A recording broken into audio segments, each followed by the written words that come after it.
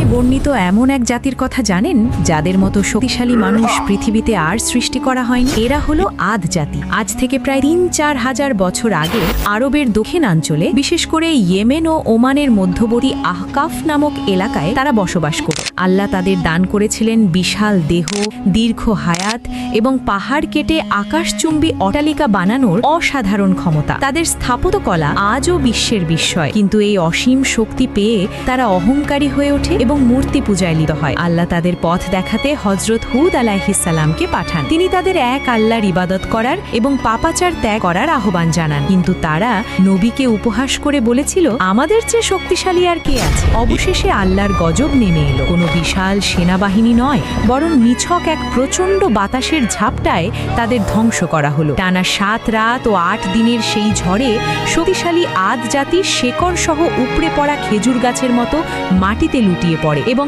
চিরতরে নিশ্চিহ্ন হয়ে যায়। তাদের এই পরিণতি প্রমাণ করে, মানুষ যত শক্তিশালী হোক না কেন, মহান আল্লাহর ক্ষমতার সামনে তা অতি নগণ্য। প্রকৃতপক্ষে আল্লাহই সর্বশক্তিমান।